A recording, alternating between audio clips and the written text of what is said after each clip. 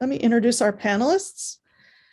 Today we have Keith Livers from the Department of Slavic and Eurasian Studies, Oksana Lutsyshyna, also from the Department of Slavic and Eurasian Studies. I'm not going to talk about all of these people's great accomplishments. You might need to go to our website to see that because it would just take too long. There's too many of them. We also have Stephen Seegel, who's also in the Department of Slavic and Eurasian Studies, a historian of Ukraine.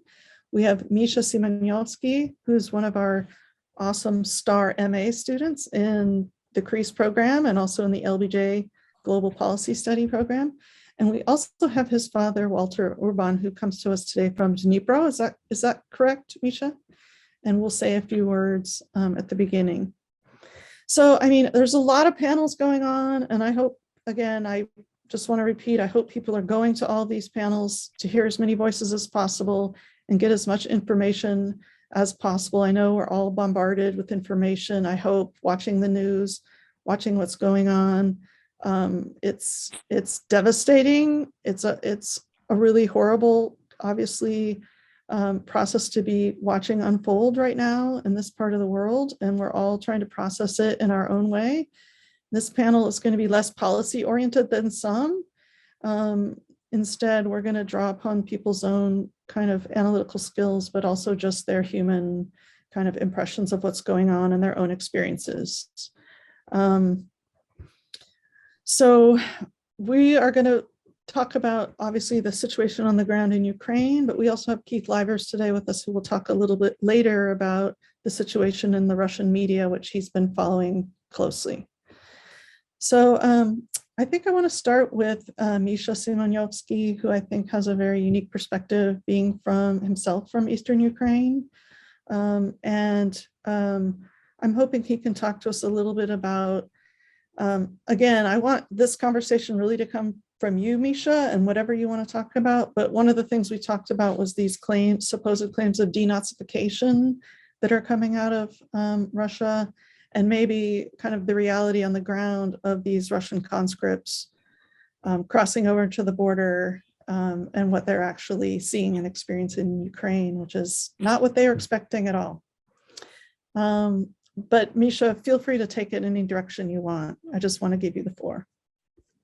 Yes, thank you very much, Dr. Neuberger, and thank you everybody for attending and listening to me and other speakers.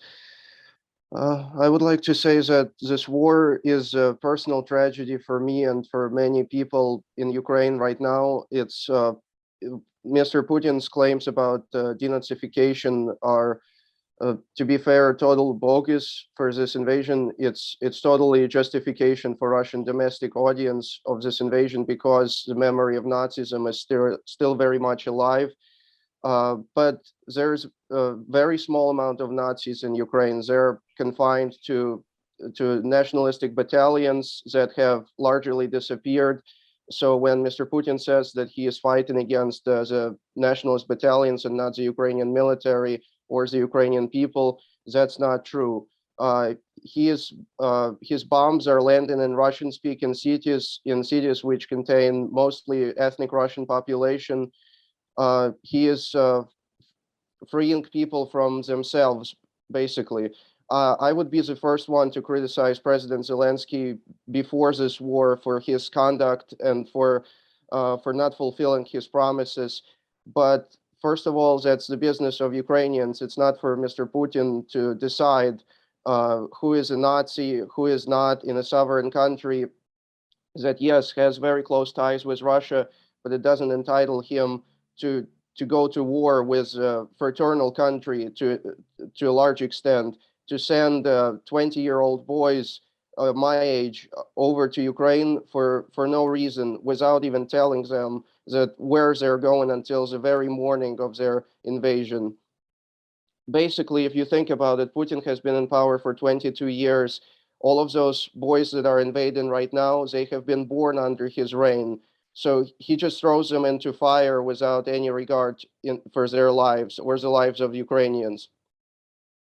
And I would like to say that it's not just another war such like we see in Libya or Syria. It's a completely new type of war. It's a war of that we didn't see in Europe in 21st century, when a major technological power with immense military capabilities is invading the largest country in Europe with the goal of not just annexing some territories, or like it was in the case of Crimea, but right now the goals are unclear. But it is obvious that this invasion is going on multiple directions. That the goal of this invasion is to subjugate Ukraine, to strip it of its sovereignty. And as I said before, Ukrainians made the decision to elect President Zelensky, who is ethnically Jewish. So that's probably the best indication that there's no mass Nazism in Ukraine. Probably the one who is Nazi but doesn't realize it yet is Mr. Putin himself. And he's probably even worse than Nazi, because Hitler did not invade Austria and bomb its cities.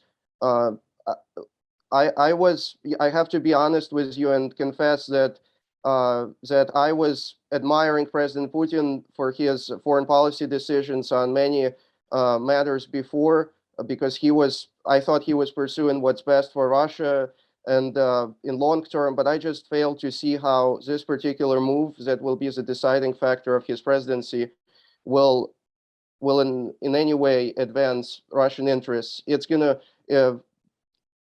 to completely desecrate Russian civilization as a whole. He is dragging Ukraine with him to the bottom of the ocean right now. And I don't think that the Russian people fully understand that, and Dr. Livers will attest to that, I'm sure, that the television and propaganda that they've created is very, very efficient. And people, because otherwise, if you just tell people that there's war in Ukraine by Russian troops, the TV just spins it the way that we would never think, and people don't come out on the streets in support of Ukraine precisely because the TV has swings this narrative for them. And I would also, in the end, before I hand it off to my father, I would like to say that when I was living in Ukraine as a small boy, before even war began in 2014, I never imagined that there would be anything like what's happening now in Ukraine. I always saw the news of tsunamis, earthquakes, floods, whatever you can think of, natural catastrophes, wars in other places of the world. And I always thought how good it is in Ukraine we don't have any of those things. And war would be probably the last one of our worries. But now I see that Ukraine is ground zero for the whole world's attention, and I don't know where the conflict in Ukraine might lead, but seems like the worst of the world is happening there right now. Thank you. Thank you so much, Misha. I really, it's really nice to hear your perspective, and it's a little chilling to me when you talk about, it's boys your age. I have an 18-year-old son, and it's really frightening what these young kids are involved with right now.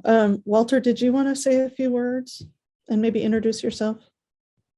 Yeah, I'm Misha's father. I'm currently in Dnipro, Ukraine. We live here. We lived in Donetsk before, so we understand the Donbass connection here. And we ran from Donbass in 2014 to here to get away from that war. And so I have a unique perspective where I can kind of see both sides of that fence. I'm very proud of my son, but we don't always agree on, we didn't always agree, I should say, on Putin's intentions and what was happening during when we lived in Donbass. However, he's admitted in this case that this invasion has changed his perspective, and that's what any intelligent, rational human being would do. I can only say I agree with him 100%.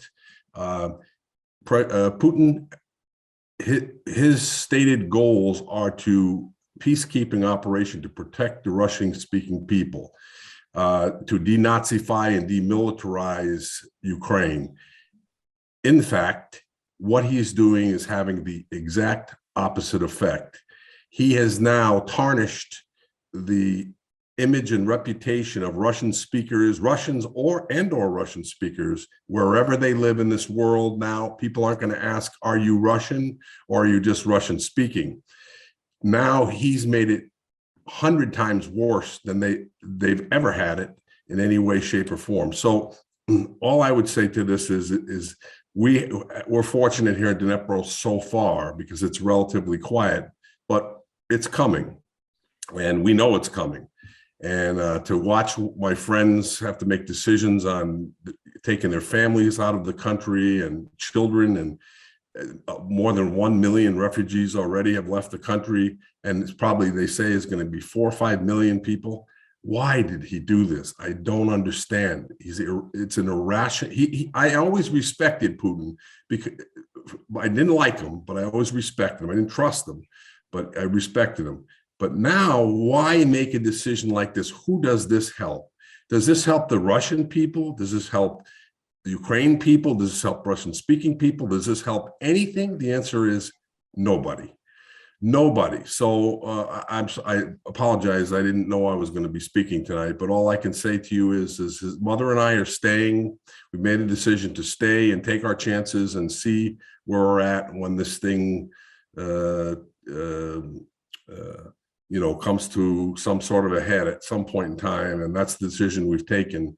And so thank you all for having this panel, because informing people on the truth is the best weapon that we can use.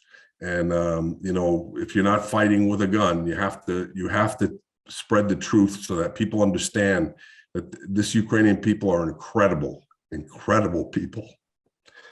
That's all. Thank you so much, Walter. And we are going to be worrying about you, and we're going to be taking care of your son here in Austin, any kind of support we can give him. And we hope you're safe. As we say in Russian, spasibo balshoye. Пожалуйста. So now I want to turn to Oksana, who comes to us from Western Ukraine. I mean, not right now, but but she has family in Western Ukraine. And for those of you in the panel who don't know, Oksana is a very well-known author in Ukraine and has, don't make that face. Her book, Ivan and Phoebe, just won last year the Tarashenko Prize, which is Shevchenko Prize, Taras Shevchenko Prize, sorry about that, which is a really big deal in Ukraine. So Oksana is a bit of a celebrity in Ukraine for her literary work.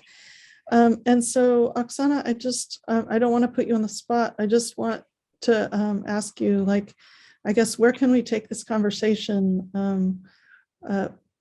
How can we understand what's going on better? And maybe you can talk to us about what the conversations have been with you and some of your friends and colleagues in Ukraine.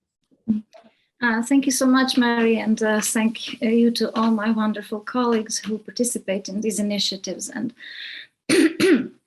just like Mary said, I'm from Western Ukraine, from Uzhhorod, which is actually on the border with Slovakia and Hungary. And my mother takes part in some volunteer initiatives, and we talk daily, and she says that the city is already overflowing with refugees, and the lines to each of the borders are like super long through the city, basically, and the other side of the city. So it's, wherever you are in Ukraine right now, you feel that you're at war.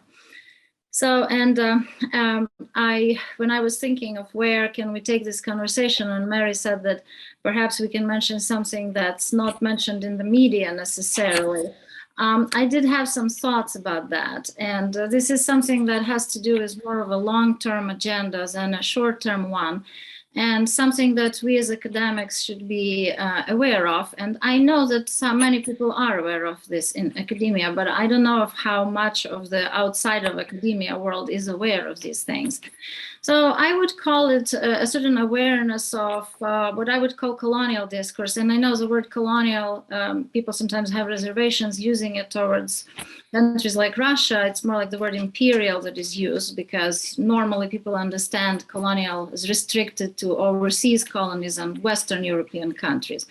But the reason I want to mention it is because, Putin's propaganda didn't just emerge in an empty place. It actually is something that dehumanizes Ukrainians. And I mean, we are right to blame Putin for this, but I think that still there are some places that it stems from, and kind of distorts and adds some grotesque elements to something that I would call existing colonial vision. And again, it's something that's not a popular topic because after World War II, when Soviet Union kind of helped win the war, and Russia was equated with Soviet Union, and Soviet Union with Russia. I mean, I myself in the 1990s received mail from United States addressed to Oksana, Ukraine, Russia. So the other countries were just some sort of matryoshkas that fits into this big Russian matryoshka. And I think that's part of the problem. So now the West kind of wakes up to this in the middle of all this mess and asks, how did this even came to be? And in a way, again, this discourse of colonial, post-colonial kind of explains it, because the colonizer sees the colonizer as somewhat entertaining or maybe even cute. And I mean, if we look into just historic evidence, we see that this is how Ukrainian language has always been perceived, whether it's Russian Empire, whether it's Soviet Union, as something relatively cute and very melodic, whatever, but kind of like a peasant language, not something into which you should translate major philosophical works. During Soviet times, they were not actually translated into Ukrainian, but just into Russian. So when independence came, we kind of had to, reinvent that language and retranslate everybody so that we could actually self-reflect and speak about things that are going on. So, and also this colonized is kind of menacing and is to be controlled. And this is where this whole word nationalism comes to play, because even if Ukrainians would be concerned with national self-identification, the propaganda, the Soviet propaganda, the Russian propaganda, would peddle it and kind of use the word nationalism as synonym to chauvinism, and hence this discourse of the Nazis, that's like the extreme fascist kind of part of nationalism, which again, if we look at it historically and with all the nuances, this is not what is being said. So, and also, there's a lot of gaslighting going on and kind of dehumanization. And if, they joke about us and then we say like, we don't like that. Then there's this whole response of a kind of gaslighting, saying, oh, but that was just a joke. Why are you so sensitive? So, and I think for a while, this kind of looking at Russian culture as this transcendental, equal to universal values kind of overshadowed the fact that there's actually other nations that came from that conglomerate we used to call Soviet Union, and before that conglomerate, they used to be called Imperial Russia, which even Vladimir Lenin, whom I don't like and don't want to quote, but sort of just comes handy, called the prison of nations. And so I think that part of the conversation is to actually give that historic perspective and kind of have the West see that what exactly are these nuances, because we all get approached by the media, and the media kind of want you to explain everything in 5 minutes, like what exactly is going on in Ukraine and Russia. And I don't think that's possible. So I see our task as people discussing this as kind of promoting this understanding more. I couldn't agree more. These longer conversations are needed because often the media is like, explain it in 2 minutes, and then they take 5 seconds out of that and give a soundbite. And this is not sound biteable. Well, so actually, Keith, I wanted to turn to you now because, I mean, Russia is a player in all this, and we have to understand what's going on in Russia, in part to understand what's going on in Ukraine right now. And Keith follows the Russian media very closely, not just the Russian media, but also films and novels. And he has a lot of insight into what's going on in kind of Russian popular culture and the kinds of narratives that are being hatched. And so I was hoping, Keith, you might want to speak to a little bit what's going on in the official Russian media right now. So yes, in a second here, I'm going to read this very short paper that I wrote earlier. Let me say that I'm not a specialist on the Russian media by any means. I don't pretend to be. But for some years, I've had to sort of peruse the Russian mainstream media in connection with a project that I was working on which is about conspiracy narratives in Russian popular culture. So that's how I came to do that. Yeah, it's weird to be doing this, because I feel like I'm sort of channeling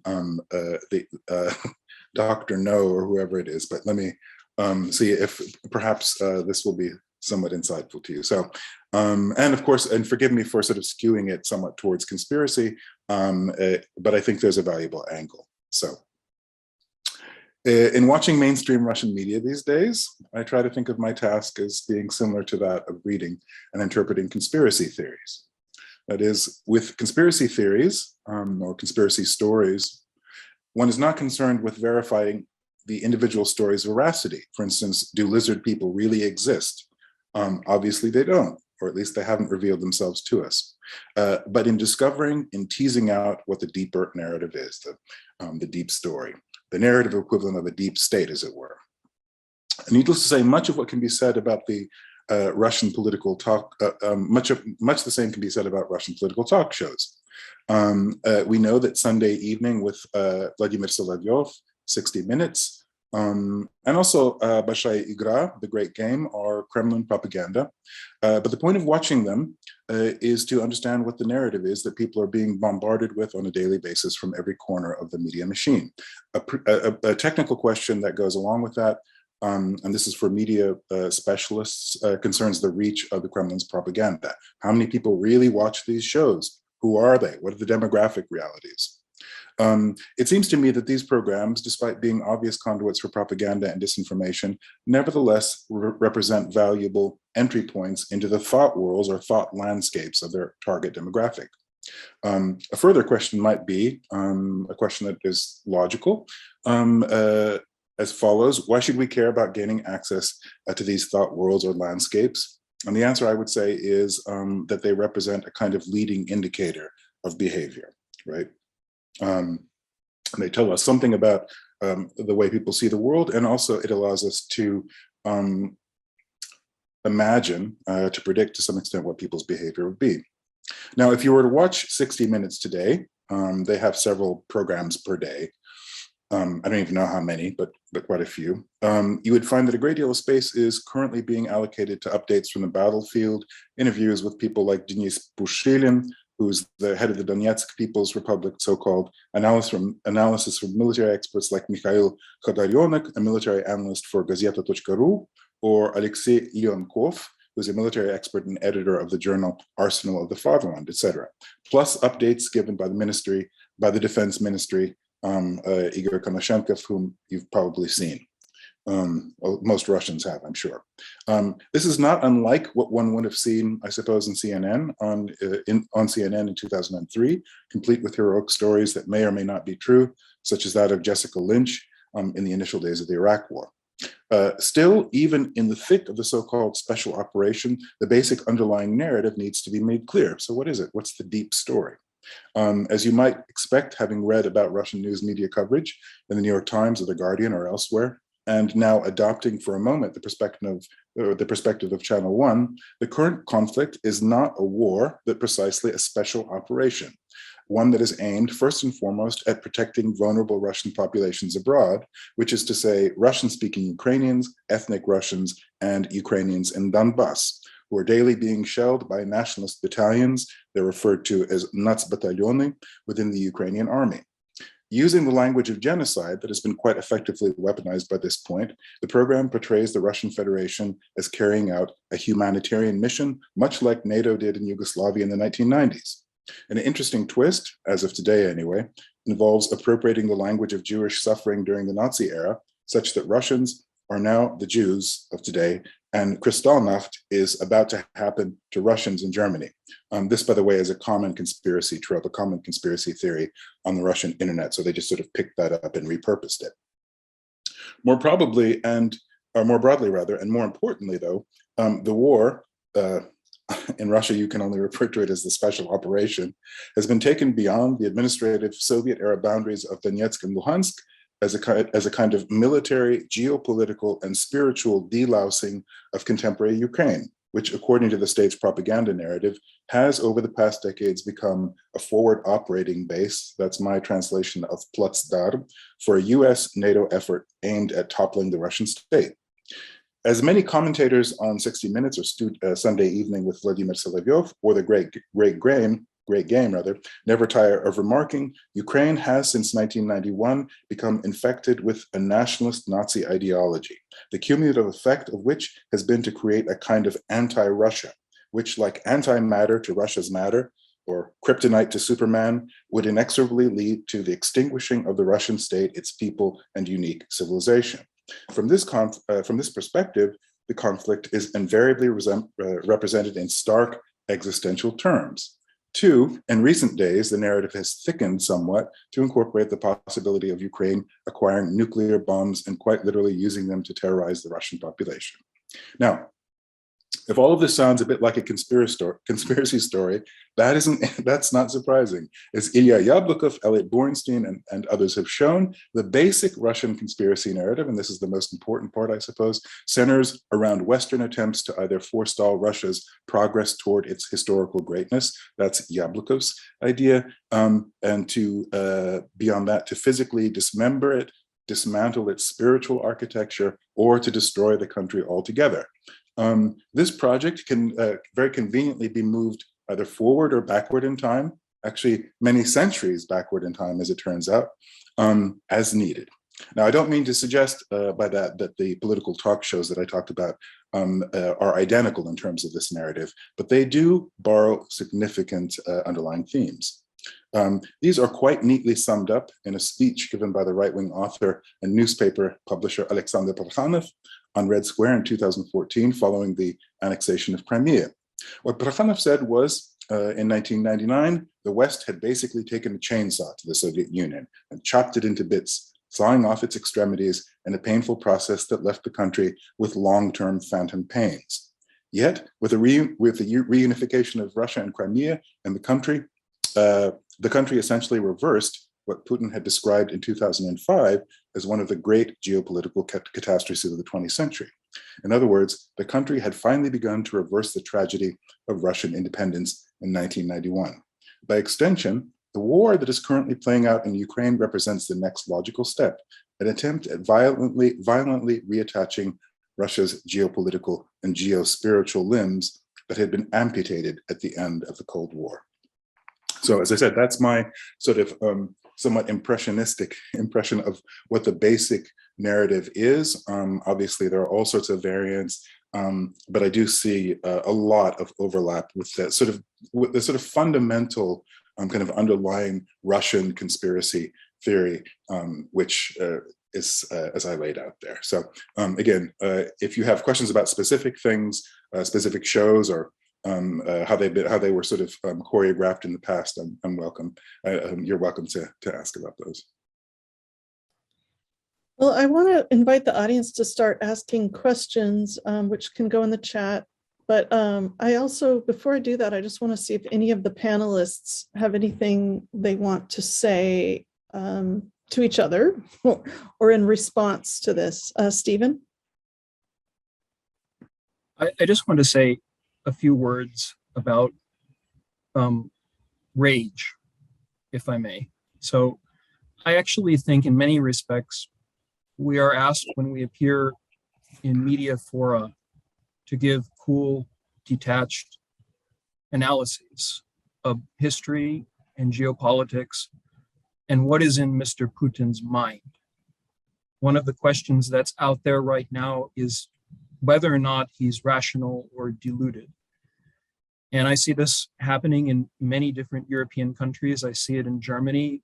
I see it in Sweden, France. I spend a lot of time right now consulting with people who are asking me questions. Is he going to bomb us next? And that includes countries like Poland, Sweden, Finland. There are men from Finland and Sweden joining the legions in Ukraine. I just want to say a word about those emotions, because I think in many respects that we are put on the defensive as Western media commentators in imagining what is in the mind of this one man in a similar way to the Trump era when there was a kind of pathological narcissist, and we just fed him with supply and energy and everything. So I actually come from this in a very emotional way, as my friends are hiding in bunkers tonight and bomb shelters and metro stations, and wondering if they're going to survive the night. One of the great centers that helped me in my life and in my career was the Center for Urban History in Lviv, which some of you in the audience will know. An incredible effort started by Harold Binder and now run by Sofia Dyak. This is now a refugee shelter. And people are pouring into many of the different universities which have been destroyed. I mean, the sociology department at Karzin University in Kharkiv, other places, world-renowned scholars from Kiev Mohyla University who are now refugees, never thought they would be refugees, leaving the country with 1 million people. How can we not be enraged, I guess? And my voice cracks because I've been involved with this for 25 years. I'm very happy to give cool analytical points. I can talk about history and geopolitics and Putin and democracy and civil society, but what I actually feel and have felt for the last probably 10 days at least since I listened to Putin's bizarre history speech is anger. So those are my comments. Thanks. Thank you so much for that, Stephen. I think it helps bring the human perspective to this. I share your anger, and also I'm just sad and scared. And I think a lot of us feel that way for the people we know on the ground in Ukraine. Does anyone else on the panel want to put forward any other comments? Keith, and yeah, Keith, I was also wondering if you could address this in the chat about, I mean, I guess my question is, how many people believe this narrative in Russia? I mean, I know that's like $1 million question. No, that's the question. Honestly, Yeah. This brings up a couple of different things, but what I wanted to say first is that I just sort of want to piggyback on what Stephen said. I find that it's probably, I mean, I don't know whether this is sort of Western preoccupation, but I found the preoccupation with sort of Putin's brain or his mental state counterproductive, in the sense that I honestly, and this is not just about Putin, this is about Trump as well. I've noticed this with friends and simply across the media, that we tend, and perhaps it's a function of our celebrity culture, to sort of personalize this and say, well, this is all Putin's psychopathology. And I think the problem with that is it's kind of it's sort of an intellectual or conceptual shortcut. If you do that, you assume it's an aberration. Then if we just cut off the head, it will be gone. And the problem is that I think these, and this is where it becomes sort of slightly speculative, I think these ideas are broadly shared.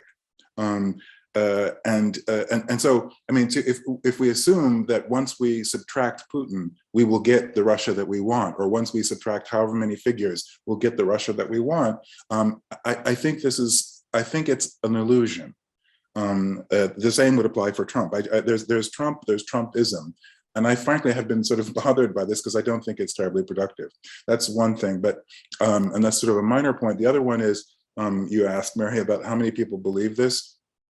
And that's where media specialists need to sort of enter into the fray, because I don't know. What I do know is in the past, when I told people that I was watching Sunday Evening with Solovyov or whatever, people simply said, well, nobody watches that. Or for instance, and I think that they were trying to communicate something, but it wasn't entirely what they were saying.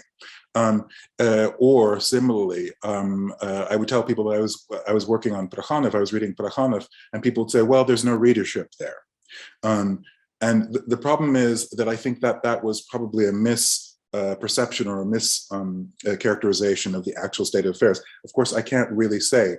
What I can say that I think is sort of interesting in terms of what the resonance is of these people and their essentially conspiratorial ideas is that as of yesterday, before they turned off Echo of Moscow, or the day before, Prokhanov was on there, and I was wondering. Why? Because for many years he actually had been absent. He was on there for a while, and then he was gone because he was not a particularly welcome guest. And then all of a sudden he'd come back. And literally two days ago they invited him back, and it's obviously not because they like him. So I was sort of wondering, kind of, out loud, well, why did they invite him back? So I guess, long story short, I think it's perhaps we've as Bush said, underestimated how resonant some of these ideas are. But the real question is, of course, for specialists, who does watch these shows? How many people sort of belong to this kind of collective thoughtscape? Or, are they sliver demographics, so on and so forth? Thank you so much for that, Keith. Those are a lot of really good points. Yeah, Oksana, have a please. point and respond to some of the stuff that Keith said. Actually, some of the Ukrainian dissident intellectuals, what they did, they analyzed Russia exactly watching these shows and reading these authors. So I think that's these things do have quite a bit of readership, and we should look at them very, very precisely. So I'm very happy that Keith is looking at that. And then about Putin, yes, this question about what Putin thinks is always strikes me, and it's kind of like it's not about what people do to defend themselves from him, but it's like we're all at the mercy of him. So it's like it keeps working towards this, creating this whole collective culture of fear. Yeah, I mean, it seems to me like it just attributes too much. I mean, but it's a typical sort of analytical sort of flaw, I guess, but it just attributes way too much agency to one person, and obviously it just doesn't work that way, right? I think, yeah, and I think we know from history that you can't do that. I mean, it's a way to sort of contain the guilt in a sense. This Right. if it wasn't for Hitler, but we know it wasn't just Hitler, it was many Germans, not every German, many Germans. Misha, you have your hand up. Yes, I would like to agree with Dr. Livers because there is an audience for those programs. We don't see them on social media. They just sit quietly in apartments, and you would think that people like that, when they hear about a war on a fraternal country, which they have relatives in neighboring cities, in Kharkov, is 20 miles away from Russian border. You would think that there's deep family ties, but you don't see in Belgorod, the closest Russian city, mass protests, people in their 50s, people in their 60s who are protesting against this fratricide. And so there is this audience, and that's on whom Mr. Putin relies.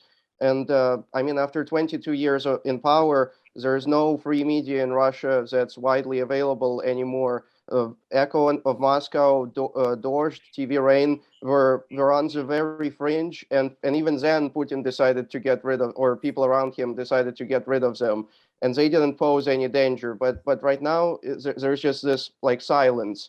You can't even say the word war anymore. Like you can't even call the obvious. So I mean, I think Russia has reached a point of no return. Like this is certainly a great indication that even if you get rid of Putin, this mindset of that the media created and that he presided over is not going away soon. So there's a lot of questions in the chat, and Misha, your question kind of spoke a little bit to Rebecca Johnson's, or your comment spoke a little bit to her question, but that it is interesting, like how long can this media narrative be sustained as people are dying in Ukraine, as Russians are dying in Ukraine, and those bodies are returning home, and people are, is there the possibility of, I guess, major regime change even right now? Like, is this something that should be seriously thought about? Stephen, did you want to say something? I want to say something about the soldiers and the POWs and some of the things that I've been looking at and posting about on Twitter. For those of you who are in the room who followed me there, I've spent really 2 weeks building a digital archive with as many perspectives as possible, and that includes a lot of the military news that's coming out on both of the sides. So I just wanted to say that I think I am just really shocked by the narratives of a lot of the captured soldiers on the Ukrainian side of the border. These are children, and I do think that there's going to be a lot of interrogations of the files and of course of their narratives and photographs and things like that, the atrocities that were committed on both sides. But in listening to these boys, really children, talk about why they were there, having been led there, it seems, one way or another as part of a military exercise and then told to invade. Some of them are telling stories about wanting to surrender or wanting to come home to their families. And I think the Ukrainian defense is actually doing a lot of work to get the images of these captured POWs and soldiers back to the families in Russia. This is one of the strategies that's going on right now, and I think will happen in the near future. So, to answer Mary's question, because I think it's part of the larger question about opposition and protest. If there's martial law tomorrow and dictatorship, a true 100% 21st century dictatorship, and the borders are closed and prisons are built and other things happen that maybe we can't even conceive of, the audience is become narrower. And one of the audiences, I think, is of course women in Russia and mothers of these soldiers. I do not think that there are a lot of Russian people who want to go and fight and die for Russia in Ukraine. It doesn't make any sense to me. And I don't think that makes much sense to intellectual friends in St. Petersburg and Moscow and Novosibirsk any more than it makes sense to families and women and children and others who are really just asking questions about how their sons died at this moment. So I wanted to answer that question kind of honestly at that smaller level and perhaps pose it as a bigger question. Does anyone want to respond to that? I also invite our panelists to just look at the chat because there's a lot of, there's various questions there, and let me know if there's any of those questions you want to respond to. I did think it's important to respond to this last question in the chat in terms of, do we have, a responsibility to fight for Ukraine, and what should we be doing to help and support Ukraine? Since, we only have an hour here, we only have 15 minutes left. I really do hope that's something we can get to and talk about. It's a tough question. Oksana? Actually, Stephen, go ahead. Go ahead, Oksana. Go ahead, Oksana, then Stephen. Okay, so actually people in Ukraine feel that yes, there should be some intervention and perhaps troops from other countries coming to help, because it's actually now the threat to the whole world, especially considering this constant mentioning of the banned weapons and the fact that Russian troops, as it seems, took Chernobyl. So there are calls for that quite a bit, and I don't know how is that possible in terms of international law. I'm not a policy person, so I'm hoping maybe some of my colleagues can tackle that, but there's definitely a lot of talk about that. Stephen, did you want to say something? I just want to stress the most basic point. The most basic point to me, and I guess I would say I have three starting principles. My first and most basic starting principle is that Ukraine exists. It exists culturally, intellectually, politically, religiously, multi-confessionally, as a multi-ethnic state. There are Tatars signing up to fight for Ukraine. There are Jews fighting for Ukraine. I mean, in that most basic sense, it exists in its people, in its 40 million, in its territorial boundaries, bound by sovereignty, having declared independence. It's a state and not a made-up state and not a made-up nation.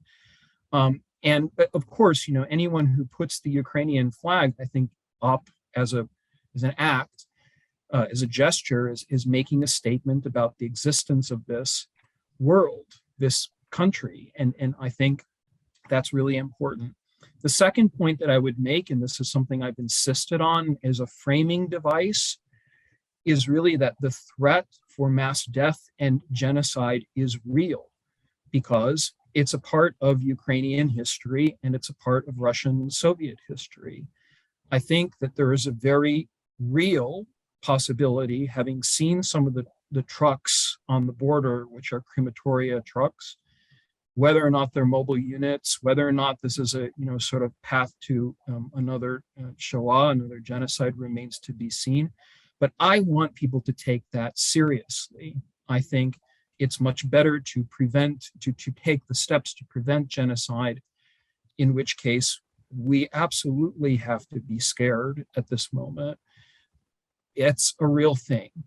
And I think, like my last point to this is to say Ukraine exists, the threat of genocide is real, and to pick up on Walter's great point that truth matters, and that getting truth in the fog of war and disinformation out is as important as declaring that history is a profession and a discipline and not fantasy and geopolitics, which is exactly the shift that Putin has insisted on really since the beginning, at least in my estimation, in the Second Chechen War.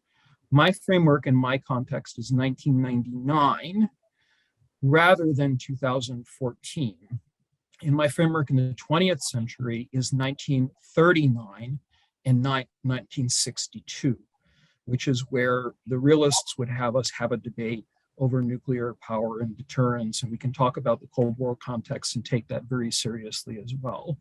But those basic points, I think, are invaluable for stressing this as not just a problem of Russia, but obviously a declaration of solidarity with Ukraine and Ukrainians.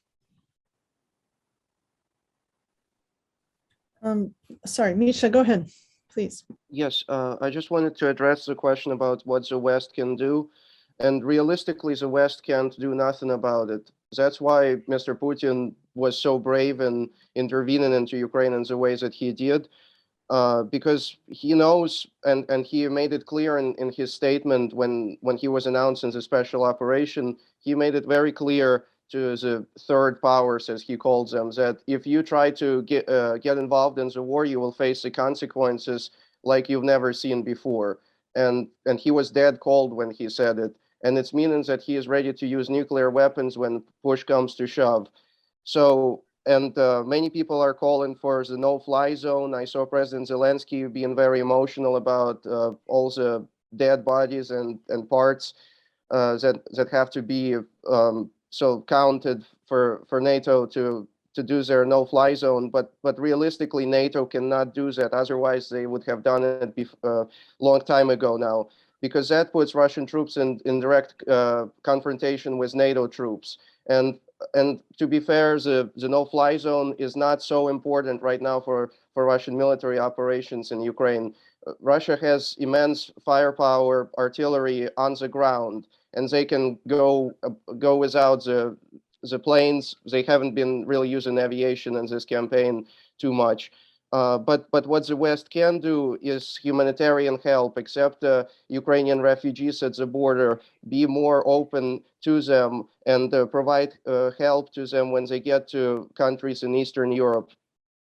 And maybe exerting more pressure on Russia economically even more is also not a bad strategy right now, because seems like Russians are not ready to go out on the streets because their mind is fogged by propaganda for the peoples that would go out, because we just see the same Navalny type of peoples that are going out right now, but we don't see like the deep Russias that would go out for their brothers in Ukraine if they really knew what was happening. We don't see them. And so the only way to get people on the streets against Putin regime is so that their economic state is not so good, so that they can feel the pain on themselves economically. And that's the way that 1905 revolution against the Tsar, the first revolution against the absolute monarch, happened in Russia, because people were just fed up with little victorious war against Japan and the economic ramifications that it had. So maybe that's the only way to really do something without escalating it to World War III scenario. Thank you for that, Misha. Do any of the panelists want to add to that or say something else? Or there's a lot of questions in the chat, so I don't want to choose for you, but if you see any questions that you want to specifically respond to. Walter?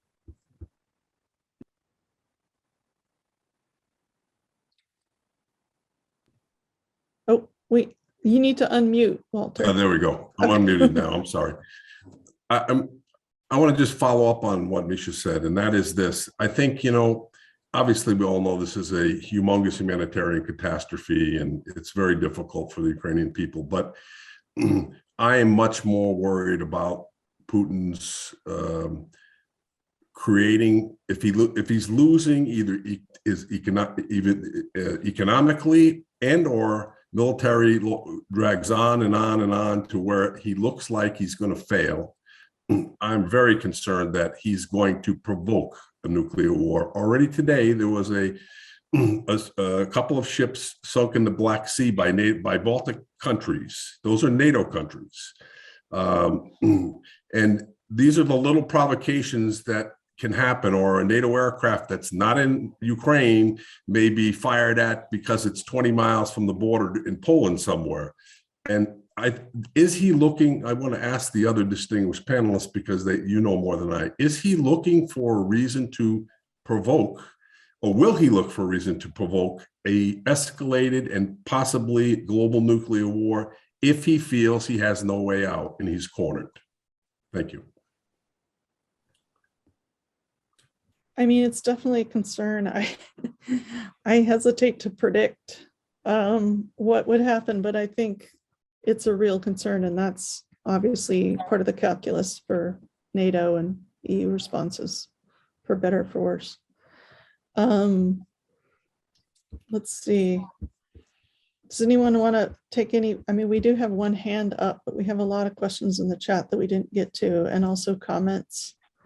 So I wanted to leave it up to panelists. I sometimes wonder, and I don't have an answer to this question, but listening to all these these political talk shows, wondering what people are actually thinking. I mean, and not knowing, of course, exactly what they really do believe, but that's just the nature of it. I sort of wonder, like, because they frame this, and of course it's delusional. But then conspiracy narratives are always slightly distorted as an existential, as a question of Russia's continued existence as a state.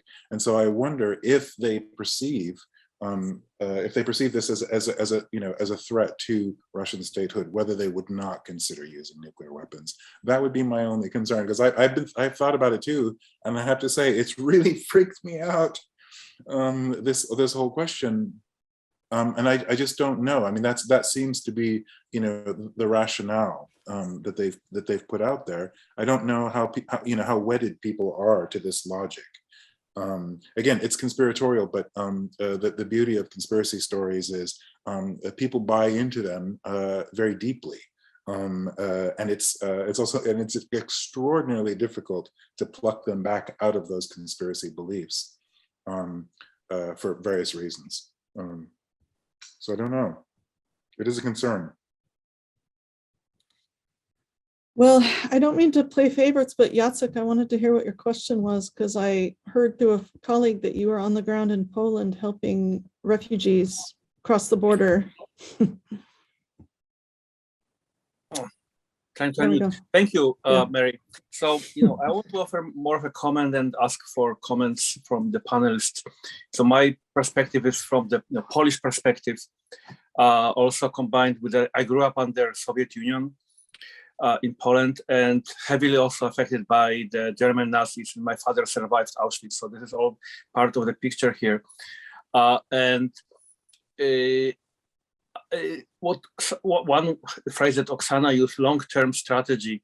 When we look back at the last, 10 or no more than 20 some years, it's kind of scary to consider certain events. So 1998, 1999, war in Chechnya, and 1999, Putin comes to power.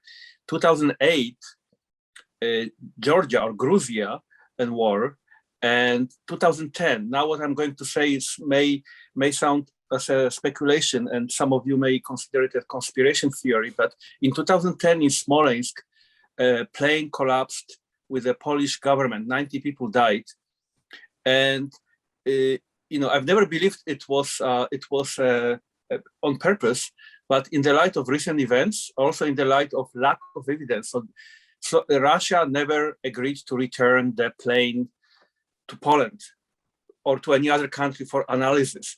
And that makes me really suspicious. So in this situation, I would say this is associated with Putin's works. And this makes me really, really, really scared what can happen next. And with his threats of putting nuclear weapons on alert, it's as much as I hate to say it, it sounds like well-planned strategy over the many decades. And what can we expect? How is there anything we can do? Obviously, I don't know if anybody has answers to insights to what's going on in his head. On the other side, as much as we can, we are trying to think about what we can do to help Ukraine. Obviously, over the ages, there were Ukraine-Polish ties, and even before what happened, there were close to 2 million Ukrainians living in Poland. So, but I just wanted to throw this long-term strategy and when it might lead the world. Yeah, I think a lot of us are concerned about that. Does anyone want to comment about that? Like we do have a lot of questions in the chat. A lot of them are pretty policy oriented. We only have 2 minutes left unless we want to keep going here, but Oksana? There was a soundbite question, like what would we put there? I would say that we have to remind the world again and again about the propaganda that's distorting everything and kind of looking at the reality of history. And the other stuff comes from the article by Marcy Shore, a historian. She was talking about Maidan, and she was saying that somehow these events returned to us these ideas of good and evil, no matter how much we were unused to them because we were subscribing to some sort of realpolitik or whatever, like what's the rational thing to do. And that goes back to what Stephen said at the very beginning, the feeling of rage. And, I think it's that feeling of rage combined with a feeling of love to their countries that makes Ukraine still stand, though, despite the fact that if we looked at it rationally, we wouldn't even have that face, because if you look at the map, that's just the odds are not for us. So, and in that sense, I would say that the world does need to support Ukraine, because otherwise we're just keep enabling Putin and the war machine. Okay. I hate to leave this on a depressing note. Okay, Stephen, go ahead. This is my final thought, but I emphasize 2 words: war crimes. And I think war crimes are really important in the court of public opinion at this moment. I do not think that there will be a diplomatic solution anytime close, but I do think that because, in fact, the Kremlin has refused it, it's not the United States and it's not NATO and it's not the UN. Of course, the problem is that Russia is on the seat of the UN, but there are plenty of things that ordinary people can do through social media at this point to win a public opinion war. And, against all of the tricks and all of the forms of disinformation, the red herring that made this into a discussion of NATO, I think, is something that a good number of people fell for. So I would emphasize and continue to emphasize the existence of democracy, civil society, and I would emphasize the fact that President Putin, at least at this moment, however the percentage of his support, whatever that might be, is in fact a war criminal. Thank you for that. I think that's a good note to end on. I'm sorry we didn't get to all of your questions that came up in the chat. There's just not enough time in the day. But thank you everyone so much for coming to this event today, and it's probably to be continued. There's lots of good panels out there in Ukraine. I hope you all will try and tune in to as many of them as you can. We're trying to circulate that information and other kinds of resources through our social media and our website. So thank you all for coming, and thank you so much to the panelists. And Walter, be safe. We will stay in touch with you through Misha, and we will be hoping that you're safe in Ukraine. We really will be. Thank you, Mary, for putting it together. Thank you.